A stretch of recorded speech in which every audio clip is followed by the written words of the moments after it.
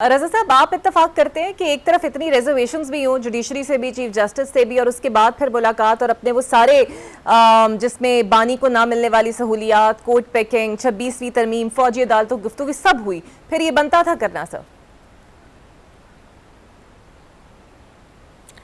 دیکھیں میں سمجھتا ہوں کہ انہوں نے جو جہاں تک مجھے پتا چلا ہے میڈیا کی نیوز سے نمبر 1 تو جوڈیشل ریفارمز ہو رہی ہیں اور جوڈیشل ریفارمز میں ظاہر ہے پارلیمنٹ میں جو جماعتیں موجود ہیں leader of the house leader of the opposition ان کو بلا کر ان سے بات کرنا ریفارمز پہ ان کی سجیشنز لینا اس پہ آئین سازی قانون سازی ہونا اس کے لیے تو ٹھیک ہے کہ انہوں نے لیڈر ہاؤس کو بلایا تھا تو اپوزیشن کو ہی بلایا اب اپوزیشن کی پارٹی بجائے اور مجھے یہ بھی معلوم ہے انہوں نے خود کہا کہ ہم تو آئینی اور جوڈیشل ریفارم سے ہم کچھ لے کر ہی نہیں آئے تو جو سبجیکٹ تھا ملاقات کا ایجنڈا تھا اس پہ تو انہوں نے بات ہی نہیں کی سیاست کر لیے ایک آدمی نے بلایا تھا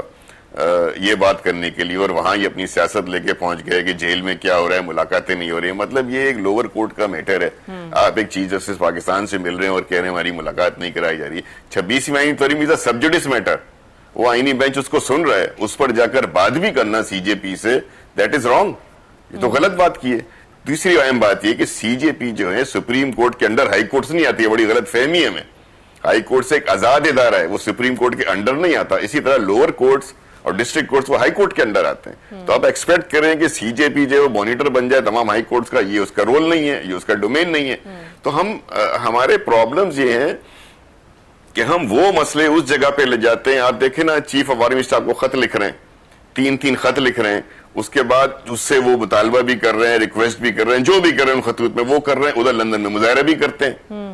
ادھر لندن کے اندر جا کے مظاہرہ کرتے ہیں اپنے خط کے اوپر میں لکھتے ہیں کہ یہ ملک بھی میرا ہے یہ فوج بھی میری ہے آپ مجھے بتائیں جب ملک آپ کا ہے تو کیا سفارت خانہ جو ملک کی نشانی ہے وہ آپ کا نہیں ہے کیا جب آپ کہتے ہیں فوج میری ہے تو اس فوج کے چیف کے خلاف اس کے دورے کے دوران لندن میں مظاہرہ کریں تو کیا فوج آپ کی نہیں ہے بھائی چیف ہی تو ریپرزینٹ کرتا ہے فوج کو اور کیا چیز ہے تو جہاں ان کے قول و فعل میں تضاد ہے جہاں ان کے پاس کوئی واضح پالیسی نہیں ہے کبھی رائٹ ٹکر مارتے ہیں کبھی لیفٹ ٹکر مارتے ہیں کبھی سیدھے ٹکر مارتے ہیں سیدھا نہیں چلتے یہ ٹکرے مار کے گاڑی چلا رہے ہیں جو ڈرائیور ہے اس کے ہاتھ میں گاڑی آ گئی ہے اس کو ڈرائیونگ نہیں آتی ہے لگتا ہے کبھی ادھر ٹکر مارتا ہے کبھی ادھر ٹکر مارتا ہے جہاں بات ہونی تھی